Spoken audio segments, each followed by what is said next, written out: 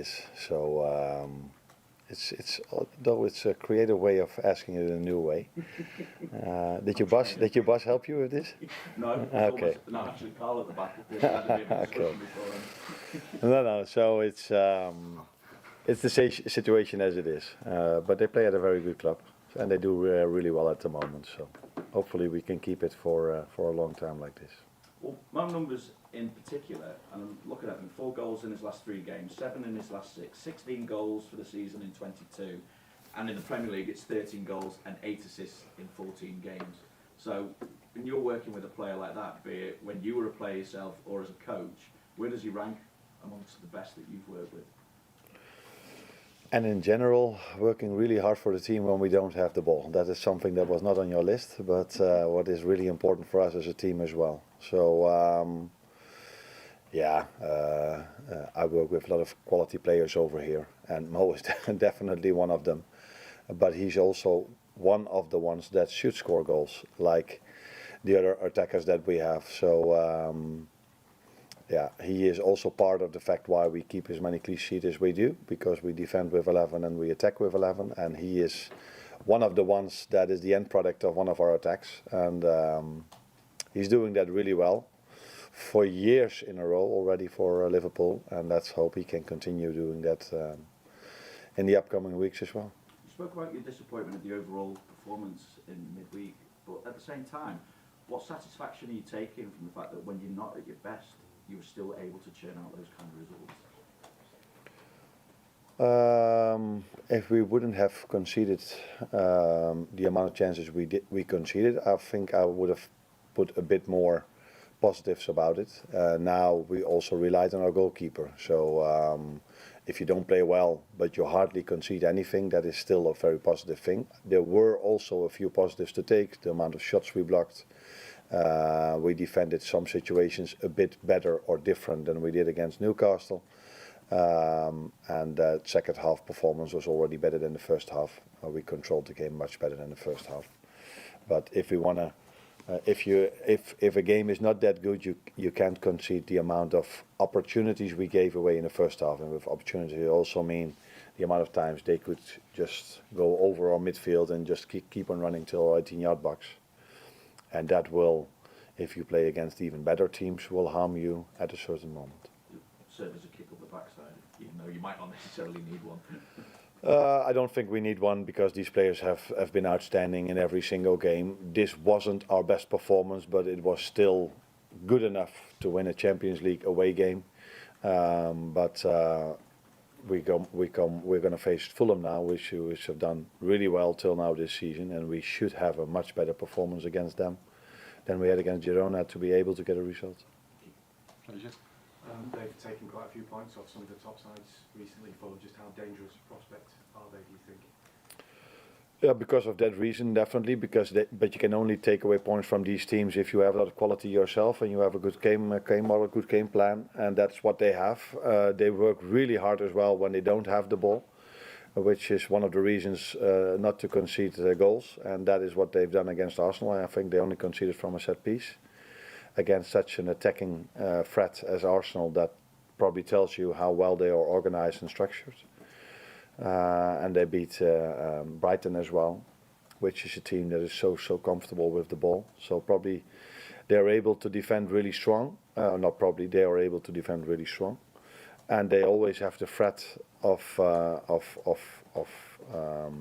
being a threat in the counter attack because of the fast players they have up front and the goal scoring abilities they have over there as well. Having Alisson come back into the squad at this time of the season, and having had plenty of time to get back to full fitness, do you think you're going to see real benefits from that now, given the fact that he's given a lot of confidence to the side as well? Hopefully.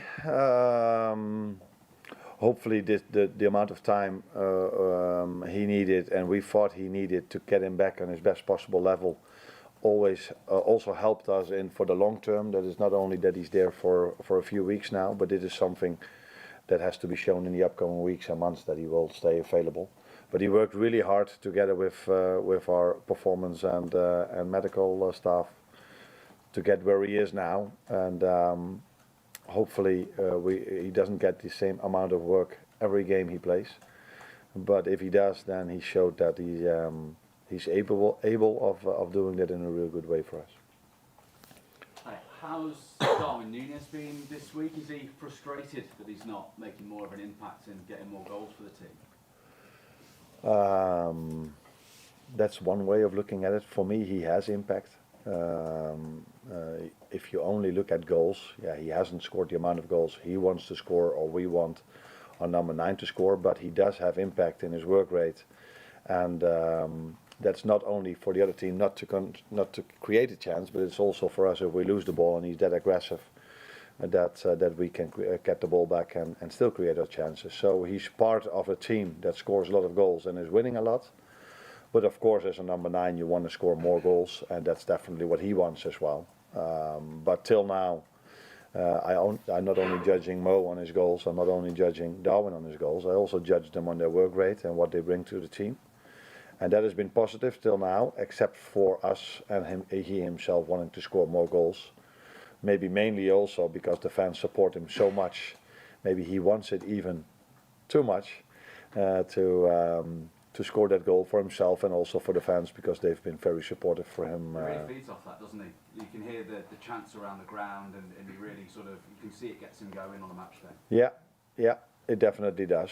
But not only for him, I think all our players feel the support of our fans, but he's definitely one of them. And if you're in a good place, so Mo, for example, he's scoring so many goals, he likes the support of the fans, but he doesn't really need it at the moment. But what I like about fans is, special fans, is that they're not only supportive if it's going really well for a player, but especially if he maybe needs that support, and that is what makes these fans of us special, in my opinion.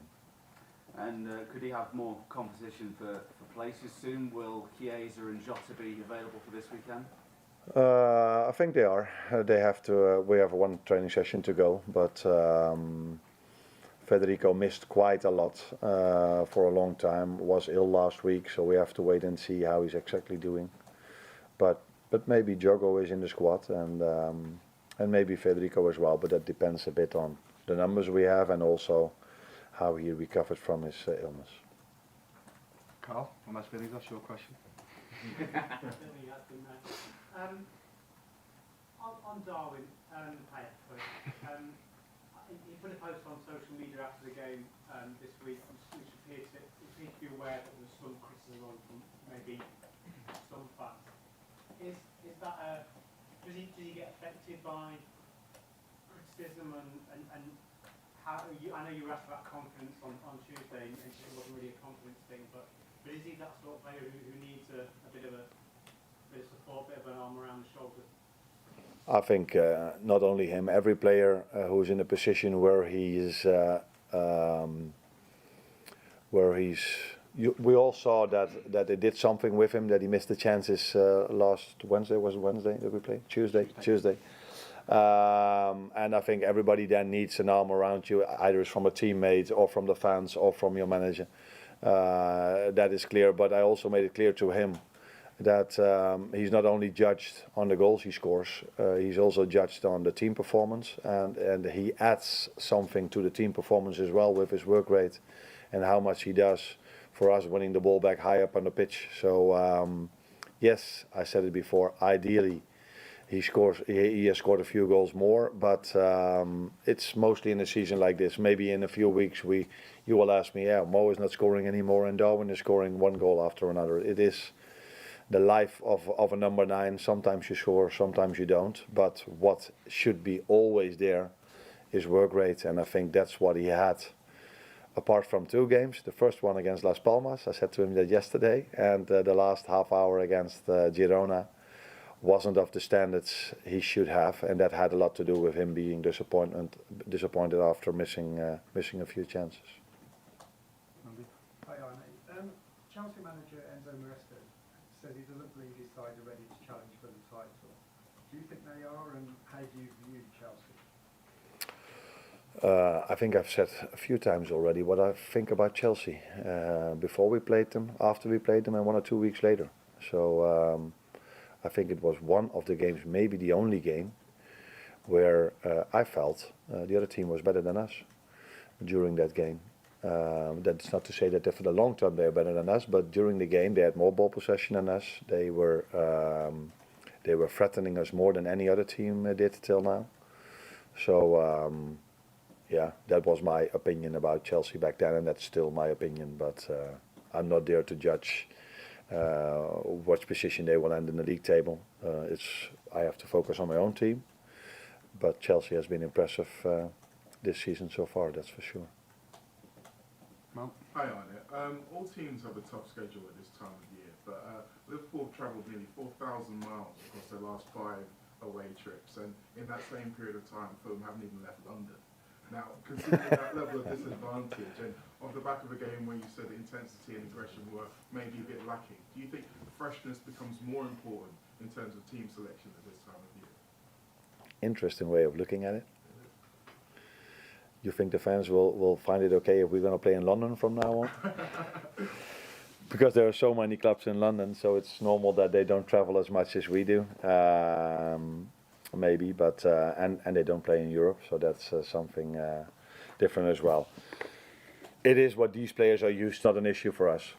I hope we can continue making these flights for. This is a bit of a different setback, I guess, to what he's been sort of dealing with in terms of building that fitness. But given where he's up to now, sort of what are the key steps now for him and for you to sort of, I guess, maintaining an availability and sort of building that match fitness in a period where there's a lot of intense fixtures and every game is so important? Yeah, what makes it difficult is that we play so many games. That's what I knew and was just sad to me as well. What he needs is playing time, and the problem is if you haven't played for 5 or 6 months,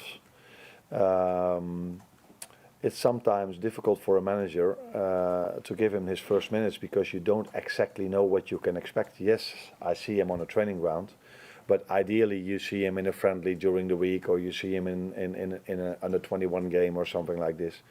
But that is not the situation we have. We play so many games. So maybe the Southampton game might be a good moment for him to get some playing minutes, and then we know a bit better what we can expect from him. Of course, we see his qualities, we know his qualities, but he needs to get this fitness level. If you only have training sessions, that is not the same as playing time. So you need to have playing time to reach certain fitness levels.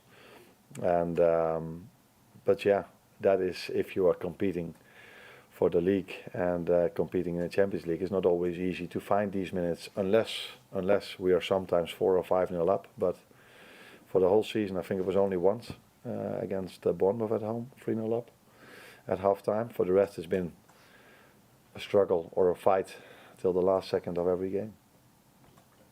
Any more for the breakout next door? Training. When you came to Liverpool from Rotterdam, you had an image how it would be working at a top club. Is there anything what is completely different compared to what you thought it would be? No, the good thing was that I already worked at a top club, like you know. These two are Dutch. These two come from Feyenoord. So I already worked at a top club. The difference is that it's all a bit bigger over here. So the training ground is a bit bigger. The country is bigger. So it's like you just said. We have to drive. We have to travel longer. And that takes more effort, and the quality of the league is much higher than the quality in the Eredivisie, which makes it every game a battle to get your points. Because at my former top club I worked, Feyenoord, we could 7 out of 10 we could easily win, but here it's 10 out of 10 games that are difficult to win. That's the main difference in my opinion. Last one. You went from the other top club to this top club, even a bigger club of course. But have to do it in English, which is very difficult. And now you're going to play at Christmas for the first time in your career. Are you looking forward to that, or is it difficult maybe in preparation because you never had it before? I was always happy that in the Premier League the teams played, because when I was off, there's no football on television, and then there is, because in the Premier League they play. So So I was always very happy that the Premier League played. Now, when you're in this league, you sometimes feel okay. A few days, few weeks off were maybe not good for me because I had my days off during the international breaks when the national teams played. But I think for the players, it would be definitely beneficial for them to have 1 or 2 weeks off. But it is not the situation. And before we played Girona, we had to play Everton. When that game was cancelled, I was like, okay, maybe that's a good thing. Maybe we have even more energy now to play in Girona. So it was a bit of a surprise for me to see us not having that energy in Girona as we usually have. So maybe it's a good thing for us that we play so many games. And actually, I'm looking forward to it. My family is going over, so Christmas days will be similar to normal, except for the fact that last year I was in Dubai, so it was a bit more sun.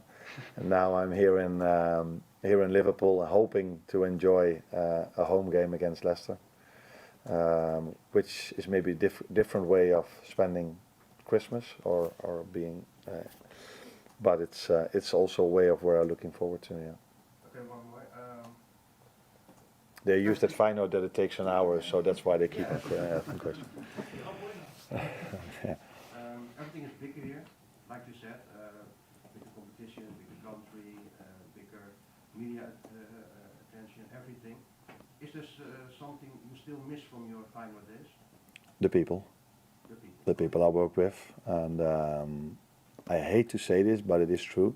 All the fans as well, they've been really good for me as well. So this is something I never did when I worked at Feyenoord, to try to make myself popular by giving them compliments. But they've been outstanding for me. But the people I've worked with at Feyenoord, I definitely miss them, and the players as well, because you build a relationship with them. And I'm very happy over here. The staff is so good for me, and the players as well. But if you've worked 3 years together, you've won a few things. Yeah, then it's normal, I think, that you miss these people. Apart from these two as well, I miss them a lot. Thank you. Yeah, Next you're door. welcome.